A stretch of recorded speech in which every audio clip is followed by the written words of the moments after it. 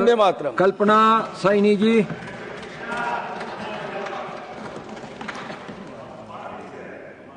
धन्यवाद सभापति महोदय।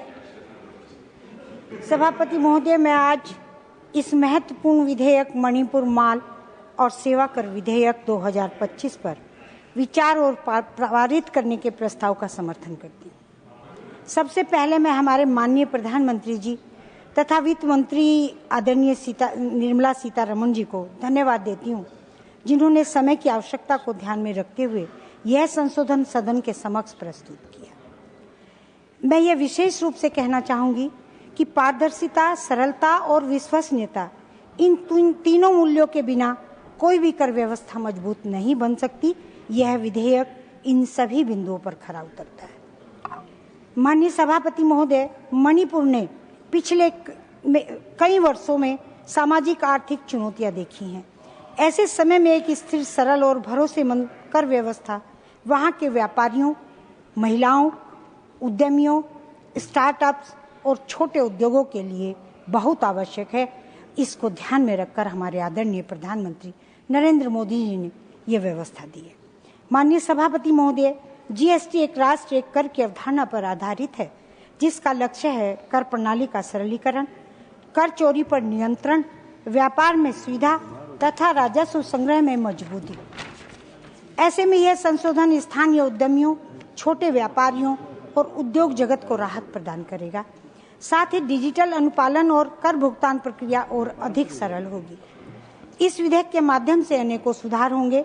मणिपुर में जीएसटी की प्रक्रिया और अधिक सरल होगी, जिससे छोटे व्यापारी, खासकर वे महिलाएं जो घर में व्यवसाय करती हैं, उन्हें बड़ी राहत मिलेगी। रिफंड और इनपुट टैक्स क्रेडिट की प्रक्रिया पारदर्शी और तेज होगी।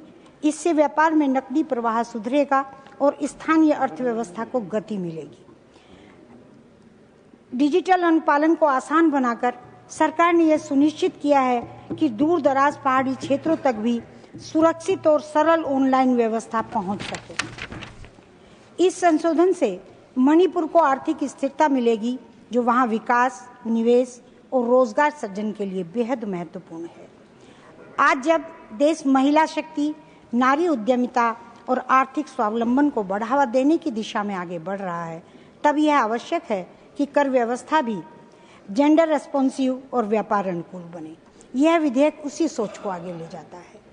अध्यक्ष महोदय, मैं यह पूरी स्पष्टता से कहना चाहूंगी कि मणिपुर में शांति, विकास और आर्थिक आत्मनिर्भरता तभी संभव है जब वहां की कर व्यवस्था स्थिर और विश्वसनीय हो। Please conclude. यह संशोधन व्यापार जगत को नई ऊर्जा देगा, विशेषकर उन महिलाओं को जो अपने परिवार और समाज को आगे ले जाने में महत्वपूर्ण भूमिका निभा रही हैं। मैं यह भी कहना चाहूंगी, कर प्रणाली तभी सफल होती है जब वह व्यापारियों की सुविधा, राजस्व वृद्धि और सुशासन तंत्र के बीच संतुलन बनाए रखे। यह विधेयक उस उद्देश्य को मजबूती प्रदान करता है। राज्य में शांति, स्थिरता और आर्थिक पुनरुत्थान के लिए बेहतर वित्तीय ढांचा अत्यंत आवश्यक है और यह संशोधन उसी कड़ी का एक महत्वपूर्ण भाग है। अंत में मैं पुनः माननीय प्रधानमंत्री जी, आदरणीय वित्त मंत्री श्रीमती निर्मला सीतारमण जी के प्रयासों की सराहना करते हुए सदन से आग्रह करती हूं कि इस विधेयक को पारित किया जाए तथा मणिपुर के आर्थिक पुनर्निर्माण और सामाजिक स्थिरता और विकास यात्रा को नई दिशा मिल सके। धन्यवाद। जय हिंद, जय भारत। श्रीमती